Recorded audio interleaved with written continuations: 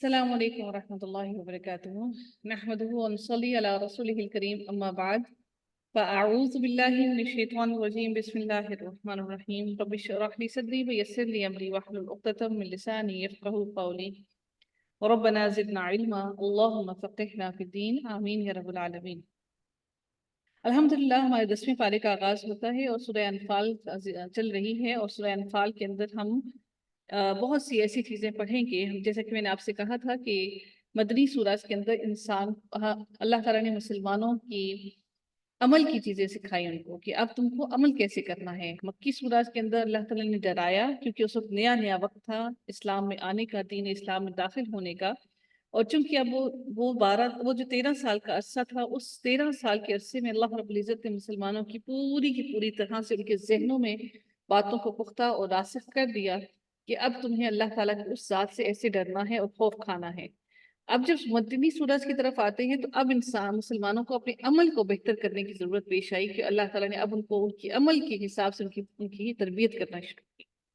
इसलिए आप जितनी भी मदनी सूरत को पढ़ेंगे उन मदनी सूरत के अंदर आप एक एक अमल को पढ़ेंगे कि हमें अपने तमाम के तमाम आमाल को, अगर इबादत करनी है तो कैसे करनी है, अगर रिश्तेदारों के साथ रहना है तो कैसे रहना है, और अपने बाकी ज़िंदगी के मामलात को किस तरह से सरअंजाम देना है। ये सारी की सारी तरबियत हम मदनी सूरत के अंदर देखते हैं, जबकि मक्की सूरत के अंदर अल्लाह ताला की जाहो जलाल को,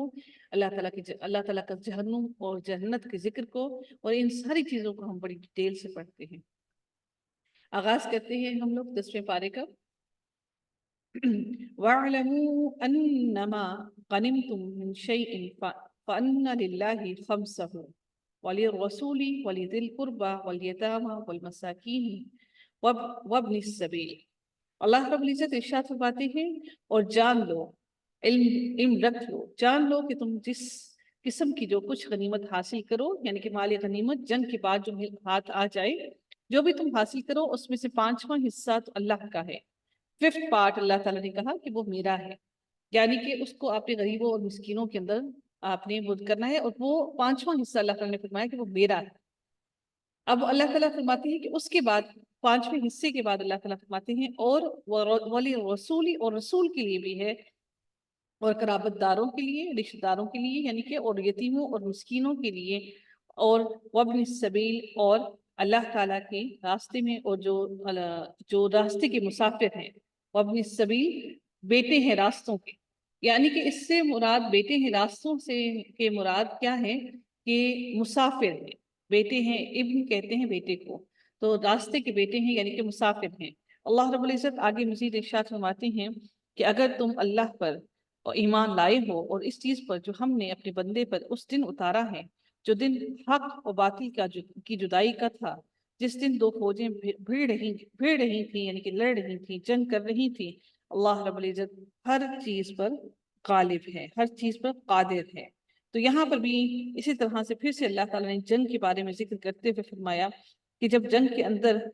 मुसलमान काफिरों से लड़ रहे थे, जंग कर रहे थे, तो जब माल गनीमत को इकट्ठा करने की बात आई तो अल्लाह ताला ने इनको बड़े वाज़े अल्फाज में फरमा दिया कि ये जो माल गनीमत तुम इकट्ठा कर रही हो, इसमें किस किस का कितना कितना हिस्सा है। तो अल्लाह ताला ने यहाँ पर वाज़े अल्फाज में उन सब चीज़ों के बारे में बयान कर दिया। और इसके मुराद एक और बात भी हम देखते हैं कि मुराद अल्लाह और उसके रसूल का हिस्सा से एक ही है, यानी माल गनीमत के 5 हिस्से करके 4 हिस्से तो इन मुजाहिदीन में तकसीम किए जाएंगे जिन्होंने जंग में हिस्सा लिया। उनमें भी जो पैदल चलने वाले हैं उनको एक हिस्सा मिलेगा, और सवार का हिस्सा 3 गुना होगा। सवार का हिस्सा 3 गुना क्यों होगा? क्योंकि उसके साथ उसका जानवर भी शरीक है, तो जानवर का खाना पीना भी, जाहिर है जानवर को खाने पीने की भी जरूरत है, इसलिए अल्लाह ताला ने सवार का जो हिस्सा है माल गनीमत में वो 3 गुना किया, 3 टाइम्स। अल्लाह रब्बुल इज़्ज़त ने हर चीज के अंदर इंसाफ किया। ऐसा नहीं कि सवार का कम हिस्सा हो और पैदल जंग में आने वाले का ज्यादा हिस्सा हो, तो अल्लाह ताला ने उसके जानवर का भी हिस्सा निकलवाया। तो 3 गुना हिस्सा है। 5वां हिस्सा जिसे अरबी में खम्स कहते हैं, कहा जाता है कि इसके फिर 5 हिस्से किए जाएंगे। एक हिस्सा रसूलुल्लाह सल्लल्लाहु अलैहि वसल्लम का, और आप सल्लल्लाहु अलैहि वसल्लम के बाद उसे मफाद आमा यानी कि आम लोगों के काम के लिए इस्तेमाल किया जाएगा, खर्च किया जाएगा, जैसे कि आप सल्लल्लाहु अलैहि वसल्लम भी ये हिस्सा मुसलमानों पर ही खर्च करते थे, यानी कि जो नबी सल्लल्लाहु अलैहि वसल्लम के हिस्से में आता था वो हिस्सा भी नबी सल्लल्लाहु अलैहि वसल्लम मुसलमानों पर ही खर्च कर देते थे। میرا جو 5واں حصہ ہے وہ بھی مسلمانوں پر ہی خرچ ہوتا ہے، اور دوسرا حصہ رسول اللہ صلی اللہ علیہ وآلہ وسلم کے قرابت داروں کا، پھر یتیموں کا اور مسکینوں کا اور مسافروں کا، اور کہا جاتا ہے کہ یہ خمس حسب ضرورت خرچ کیا جائے گا، یعنی کہ یہ سارے کے سارے حسب ضرورت خرچ کیے جائیں گے۔ اس میں جو ذکر کیا جا رہا ہے وہ جنگ کا جو ذکر کیا جا رہا ہے، جنگ بدر کا ذکر کیا جا رہا ہے۔ آگے اگلی آیت کو ہم مزید اللہ تعالیٰ اس اگلی آیت میں مزید الیبوریٹ کرتے ہیں۔ اس نزول سے مراد فرشتوں کا اور آیات الہی کا نزول ہے، جو کہ بدر کے میدان میں اللہ تعالیٰ نے نازل کیے، یعنی کہ یہ جو اللہ تعالیٰ نے فرمایا یوم الفرقان یوم التقى الجمعان، یعنی کہ اللہ تعالیٰ نے جو فرشتوں کو نازل کیا ان کی مدد کرنے کے لیے مسلمانوں کی، تو ان کا نزول ہے، یہاں پر ان کا ذکر کیا جا رہا ہے کہ اللہ تعالیٰ نے کیسے ان کی مدد فرمائی اور حق اور باطل کو جدا جدا کر دیا۔ اگلی آیت کا آغاز ہوتا ہے، اللہ تعالیٰ ارشاد فرماتے ہیں کہ جب کہ تم پاس والے کنارے پر تھے اور وہ دور والے کنارے پر تھے اور قافلہ تم سے نیچے تھا، اگر تم اب آپس میں وعدے کرتے تو یقیناً تم وقت معین پر پہنچنے میں مختلف ہو جاتے، لیکن اللہ کو تو ایک کام کر ہی ڈالنا تھا جو مقرر ہو چکا تھا، تاکہ جو ہلاک ہو دلیل پر، یعنی یقین جان کر ہلاک ہو، جو زندہ رہے وہ بھی دلیل پر حق پہچان کر زندہ رہے، بے شک اللہ تعالیٰ بہت سننے والا اور جاننے والا ہے۔ یعنی کہ ایک اس سے مراد کیا ہے کہ وہ دونوں وہ کہاں پر کنارے پر تھے؟ وہ کنارہ جو مدینہ شہر کے قریب تھا، قصوہ کہتے ہیں اس کنارے پر، اور دور شہر کے قریب تھا۔ ایک کنارہ جو تھا وہ شہر کے قریب تھا جو مدینہ کے قریب تھا، اور قصوہ کہتے ہیں دور والے کو۔ تو کافر اس کنارے پر تھے جو مدینہ سے نسبتاً دور تھے،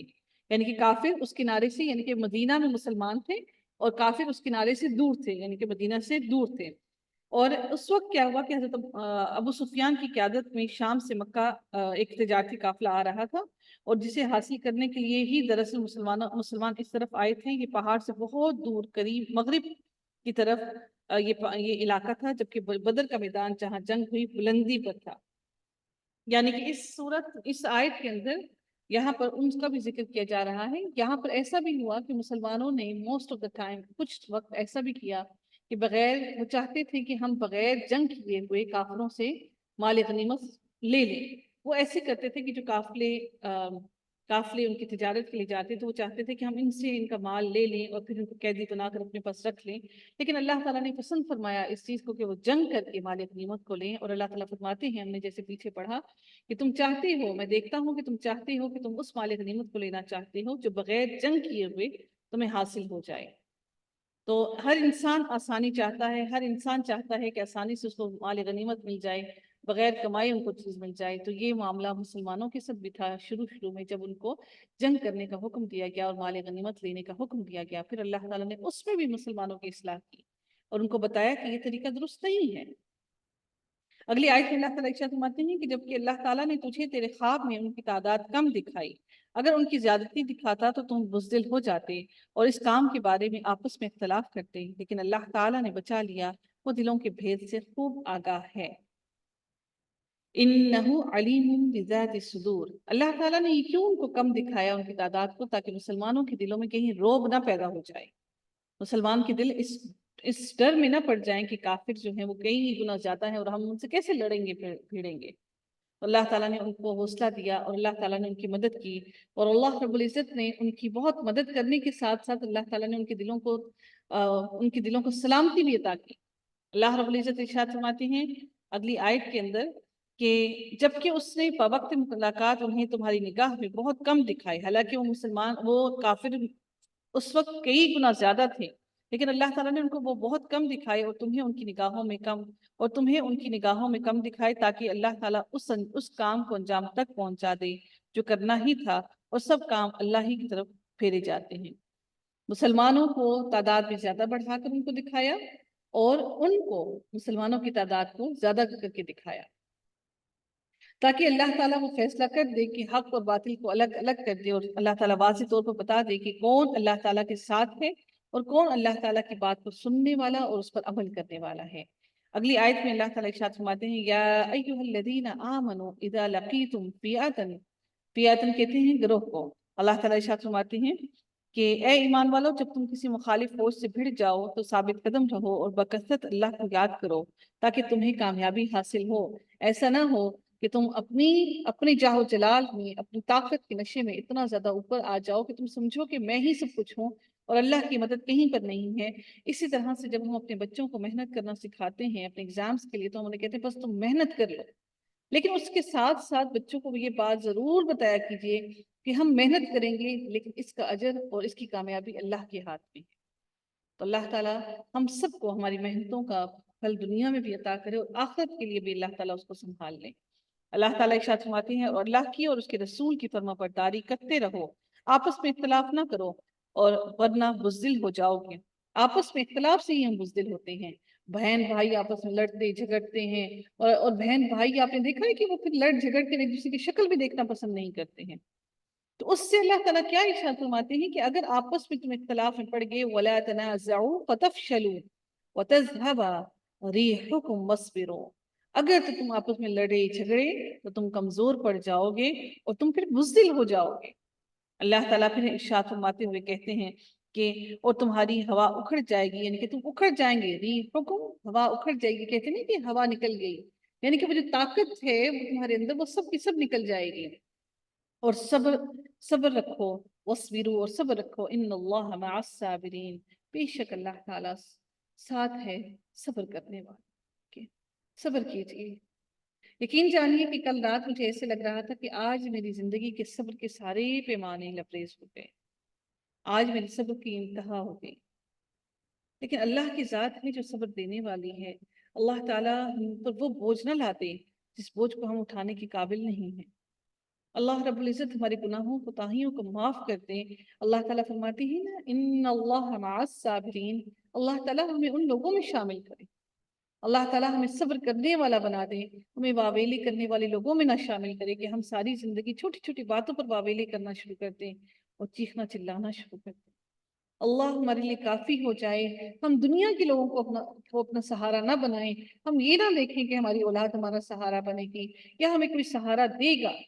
اللہ ہی ہمارے لیے کافی ہو جائے، ہمارے ہر معاملے کے لیے، ہمارے ہر بات کے لیے وہ کافی ہو جائے۔ اللہ ہمیں اپنی راہ پر چلا لے اور ہمیں ہماری نیتوں کو مخلص و خالص کر لے۔ اللہ رب العزت ارشاد فرماتے ہیں وَلَا تَكُونُوا كَالَّذِينَ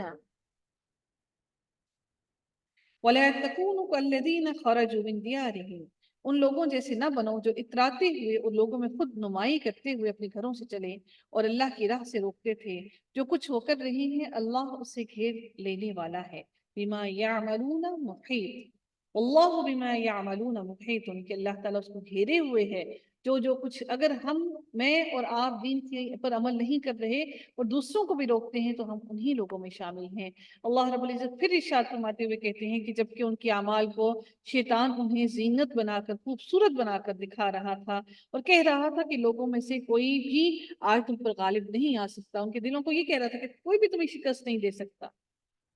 کہ تم بڑی طاقت میں ہو، کون تمہیں شکست دے سکتا ہے، اور میں خود بھی تمہارا حمایتی ہوں۔ لیکن جب دونوں جماعتیں نمودار ہوئیں تو اپنی ایڑیوں کے بل پیچھے ہٹ گیا اور کہنے لگا میں تو تم سے بری ہوں۔ کیا ہوا؟ ان کافروں سے پیچھے ہٹ گیا۔ نَكَصَ عَلَىٰ عَقِبَيْهِ، اپنی ایڑیاں لے کر بھاگ گیا وہ شیطان، اور شیطان ہمیشہ ایسے ہی کرتا ہے، بزدل ہے، جانتا ہے کہ میں کچھ نہیں کر سکتا، میں وہ دیکھ رہا ہوں جو تم نہیں دیکھ رہے، میں اللہ سے ڈرتا ہوں اور اللہ تعالیٰ سخت عذاب دینے والا ہے۔ دیکھیے شیطان نے بھی یہ کہا، جبکہ منافق کہہ رہے تھے اور وہ بھی جن کے دلوں میں روگ تھا کہ انہیں تو ان کے دین نے دھوکے میں ڈال دیا ہے۔ جو بھی اللہ پر بھروسہ کرے اللہ تعالیٰ بلا شک و شبہ غلبے والا اور حکمت والا ہے۔ پھر اللہ تعالیٰ ارشاد فرماتے ہیں کاش کہ تو دیکھتا جبکہ فرشتے کافروں کی روح قبض کرتے ہیں۔ اس سے مراد صرف وہ کافر ہی نہیں، کافر سے مراد مکمل طور پر دین سے انحراف نہیں، بلکہ کافر سے مراد، کفر سے مراد کیا ہے کہ اللہ تعالیٰ کے ساتھ شریک ٹھہرانا اور اللہ تعالیٰ کی آیتوں کا انکار کرنا۔ جو منہ موڑ لیتے ہیں، قرآن کو پڑھتے ہیں، بار بار دیکھتے ہیں ہم قرآن کو پڑھے جا رہے ہیں، معلوم نہیں کہ اللہ تعالیٰ کیا عمل کے لیے اللہ نے ہمیں بھیجا، کیا اللہ تعالیٰ نے ہم سے کلام کیا۔ اللہ تعالیٰ ان لوگوں کے لیے ارشاد کیا فرماتے ہیں کہ کاش کہ تو دیکھتا کہ جب کہ فرشتے کافروں کی روح قبض کرتے ہیں ان کے منہ پر اور سرینوں پر مار مارتے ہیں، ان کے منہ پر، ان کے سرینوں، ان کے ان کی وجوہہم و ادبارہم، ان کی پیٹھوں پر مارتے ہیں، یضربون بہت زور زور سے ضرب پہنچاتے ہیں، مارتے ہیں زور زور سے، اور انسان پلکتا ہے، کسی کو اپنی تکلیف بیان نہیں کر پاتا، اور وہ کہتے کیا جاتے ہیں مار مار کر، وذوقوا عذاب الحریق، اور چکھو عذاب تم جلدی۔ اللہ تعالیٰ سے دعا کیجیے کہ اللہ تعالیٰ ہمارے لیے اس نزا کی سختیوں کو ہم سے دور کر دیں، اس وقت کو ہمارے لیے آسان کر دیں۔ اللہ نے جس طرح سے اس دنیا میں ہماری گناہوں کا پردہ رکھا ہوا ہے، رب کائنات اس آخری وقت میں بھی ہماری گناہوں اور ہماری کوتاہیوں کا پردہ رکھے۔ اللہ تعالیٰ ہماری مرتے وقت ہمارا پردہ رکھے، اور مرنے کے بعد بھی ہمارا پردہ رکھے، اور جب ہم اس کے پاس پلٹ کر جائیں تو اللہ تعالیٰ اس وقت بھی ہمارا پردہ رکھے۔ ہم بڑے گناہ گار ہیں، اللہ ہمارے گناہوں کو سب کے سامنے کھول نہ دے۔ اللہ تعالیٰ ہم سب سے درگزر فرمائے۔ اللہ رب العزت ارشاد فرماتے ہیں، یہ بسبب ان کاموں کی جو تمہارے ہاتھوں نے پہلے ہی بھیج رکھا ہے، کہ تم جو کچھ کر چکی ہو وہ سب کچھ تم آگے پہلے بھیج چکی ہو اللہ تعالیٰ کے پاس۔ بے شک اللہ اپنے بندوں پر ظلم کرنے والا نہیں ہے، وہ کیوں ظلم کرے گا اپنے بندوں پر؟ مثل فرعونیوں کے حال کے اور ان سے اگلوں کے، کہ انہوں نے اللہ کی آیتوں سے کفر کیا، بس اللہ نے ان کے گناہوں کے باعث انہیں پکڑ لیا۔ اللہ تعالیٰ یقیناً قوت والا اور سخت عذاب دینے والا ہے۔ ذَلِكَ بِأَنَّ اللَّهَ لَمْ يَكُنْ مُغَيِّرًا نِعْمَةً أَنْعَمَهَا۔ اللہ رب العزت ارشاد فرماتے ہیں کہ اس لیے کہ اللہ تعالیٰ ایسا نہیں کہ کسی قوم پر کوئی نعمت انعام فرما کر پھر بدل دیں، جبکہ وہ خود اپنی اس حالت کو نہ بدل دیں جو کہ ان کو جو کہ ان کی تھی اپنی حالت، اور یہ کہ اللہ سننے والا اور جاننے والا ہے۔ اللہ تعالیٰ ایسا نہیں کرتا کہ نعمتیں دے کر پھر چھین لے، بلکہ اپنے عمل کی وجہ سے ہی ہم ان نعمتوں سے محروم ہو جاتے ہیں۔ اللہ تعالیٰ کی یہ سنت نہیں ہے کہ وہ تمہیں مال اور دولت اور متاع دے کر دنیا کی، اور پھر اللہ تعالیٰ تم سے چھین لے۔ ہاں، یہ ضرور ہے کہ اللہ تعالیٰ مال دے کر پھر آزماتا ضرور ہے، کہ دیکھو میرا بندہ میرا مال لے کر، میری نعمتیں لے کر، کیا اس کو وہ مجھے یاد رکھتا ہے یا بھول جاتا ہے؟ کدأب آل فرعون والذین من قبلہم، اللہ تعالیٰ ارشاد فرماتے ہیں مثل حالت فرعونیوں کے اور ان سے پہلے کے لوگوں کے، کہ انہوں نے اپنے رب کی باتیں جھٹلائیں، بس ان کے گناہوں کے باعث ہم نے انہیں برباد کیا اور فرعونیوں کو ڈبو دیا۔ اللہ تعالیٰ کیا فرماتے ہیں کہ بِذُنُوبِهِمْ وَأَغْرَقْنَا آلَ فِرْعَوْنَ وَكُلٌّ كَانُوا ظَالِمِينَ، اس وجہ سے ہم نے انہیں برباد کیا اور ڈبو دیا کہ یہ سب کے سب ظالم تھے، سارے کے سارے ظالم تھے۔ تمام جانداروں سے بدتر اللہ کے نزدیک وہ ہیں، تمام کی تمام خلقت میں جانداروں میں سب سے زیادہ بدتر وہ ہیں جو کفر کریں پھر وہ ایمان نہ لائیں۔ فَهُمْ لَا يُؤْمِنُونَ،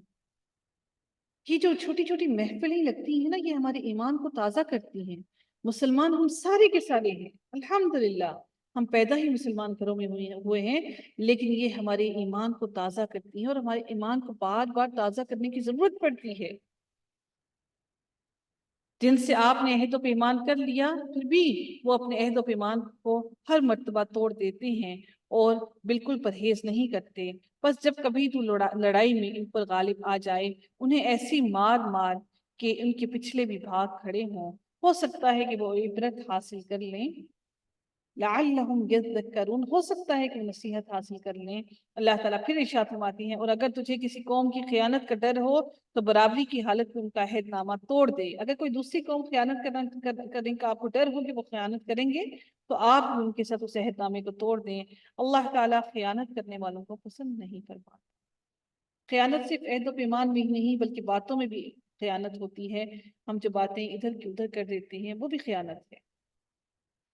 اللہ تعالیٰ ارشاد فرماتے ہیں، کافر یہ خیال نہ کریں کہ وہ بھاگ نکلے، یقیناً وہ عاجز نہیں کر سکتے، کسی کو عاجز نہیں کر سکتے، اللہ کو عاجز نہیں کر سکتے، وہ کہاں بھاگ کر جائیں گے۔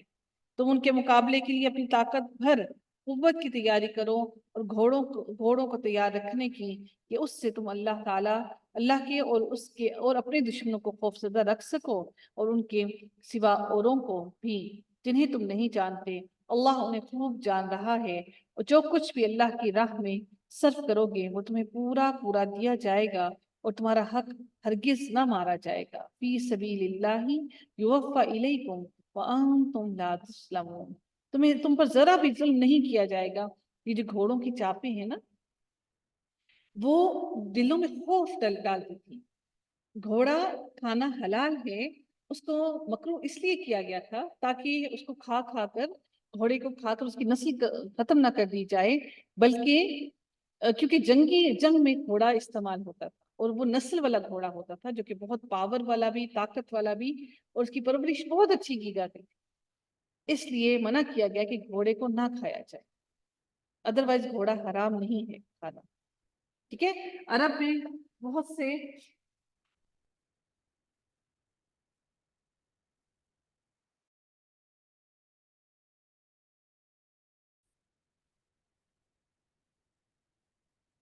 ارشاد باری تعالیٰ ہوتا ہے کہ وَإِن جَنَحُوا لِلسَّلْمِ فَاجْنَحْ لَهَا وَتَوَكَّلْ عَلَى اللَّهِ۔ اللہ رب العزت ارشاد فرماتے ہیں اگر وہ صلح کی طرف جھکیں تو بھی صلح کی طرف جھک جا اور اللہ پر بھروسہ رکھ، یقیناً وہ سب سننے والا ہے۔ اگر وہ تجھ سے دغا بازی کرنا چاہیں گے تو اللہ تجھے کافی ہے، اسی نے اپنی مدد سے اور مومنوں سے تیری تائید کی ہے۔ اللہ تعالیٰ ارشاد فرماتے ہیں ان کے دلوں میں باہمی الفت بھی اسی نے ڈالی ہے، یعنی کہ اللہ تعالیٰ نے ہی ان کے دلوں میں الفت بھی ڈالی، وَأَلَّفَ بَيْنَ قُلُوبِهِمْ، اللہ ہی نے ان کے دلوں میں الفت اور محبت ڈالی ہے کہ وہ آج آپس میں اکٹھے ہو گئے ہیں۔ زمین میں جو کچھ ہے تو اگر سارا کا سارا بھی خرچ کر ڈالتا تو بھی ان کے دل آپس میں نہ ملا سکتا، یہ تو اللہ ہی نے ان میں الفت ڈال دی ہے، وہ غالب حکمت والا ہے۔ ایسے ہی آپ اور میں اگر رشتہ داروں سے اچھے تعلق بنانے کے لیے سارا کچھ ان کو جتنے مرضی آپ تحفے تحائف دے دیں پھر بھی وہ آپ سے محبت نہیں کریں گے، اللہ تعالیٰ ان کے دلوں کو نرم نہ کر دے۔ تو جب ہماری معاملات خراب ہوں کسی سے تو اللہ رب العزت سے اس کے لیے بھی دعا کیجیے، یا رب کائنات ہمارے دلوں کو ہمارے دلوں میں موافقت پیدا کر دے، ہمارے دلوں میں محبت ڈال دے، الفت ڈال دے۔ تو جتنا مرضی خرچ کر لیں کبھی دلوں میں محبت نہیں آ سکتی جبکہ اللہ تعالیٰ نہ چاہے۔ ایسے نہیں، اللہ تعالیٰ نے فرمایا کہ پوری دنیا کی زمین کے برابر بھی اگر سارا مال بھی خرچ کر ڈالتے ان کے دلوں میں محبت نہ ڈال سکتے۔ اے نبی تجھے اللہ کافی ہے اور ان مومنوں کو جو تیری پیروی کر رہے ہیں۔ یا ایھا النبی حرض المؤمنین، اللہ تعالیٰ ارشاد فرماتے ہیں اگلے رکوع کے اندر، اے نبی ایمان والوں کو جہاد کا شوق دلاؤ، اگر تم میں 20 بھی صبر کرنے والے ہوں، اگر صرف 20 بھی ہوں، عشرون صابرون، صرف 20 بھی صبر کرنے والے ہوں گے تو 200 پر غالب رہیں گے، اور اگر تم میں سے 100 ہوں گے تو 1000 کافروں پر غالب رہیں گے۔ جتنی تم لوگوں کی تعداد کم ہو جائے گی صبر کرنے والوں میں، اللہ تعالیٰ اتنے ہی زیادہ لوگوں پر تمہیں غالب کرے گا۔ ایسا ہرگز نہیں ہوگا کہ اللہ تعالیٰ تمہاری کم ہونے کی بدولت تمہیں غالب نہ لائے گا، اس واسطے کہ وہ بے سمجھ لوگ ہیں، وہ بے سمجھ لوگ ہیں۔ اچھا، اب اللہ تمہارا بوجھ ہلکا کرتا ہے، الآن خفف اللہ، ہلکا کرتا ہے تمہارا بوجھ، وہ خوب جانتا ہے کہ تم بھی ناتوانی بے سمجھی تم میں ناتوانی ہے، بے سمجھی ہے، بس اگر تم میں سے 100 صبر کرنے والے ہوں گے تو وہ 200 پر غالب رہیں گے، اور اگر تم میں سے 1000 ہوں گے تو وہ اللہ کے حکم سے 2000 پر غالب رہیں گے۔ اللہ صبر کرنے والوں کے ہمیشہ ساتھ رہا ہے اور ساتھ ہے، واللہ مع الصابرین۔ اور یقین کیجیے آپ صبر کر کے تو دیکھیے، پھر دیکھیے کہ اللہ تعالیٰ کیسے آپ اللہ کو اپنے ساتھ پائیں گے۔ ہم روتے ہیں، لڑتے ہیں، جھگڑتے ہیں اور پھر کہتے ہیں ہم نے صبر کیا، نہیں، ہم نے صبر نہیں کیا، ہم بے بس ہو گئے۔ جب ہمارے پاس ہمارے ہاتھ سے کچھ نہ بن پڑا تو ہم کہتے ہیں ہم نے صبر کر دیا۔ اللہ تعالیٰ ارشاد فرماتے ہیں نبی کے ہاتھ میں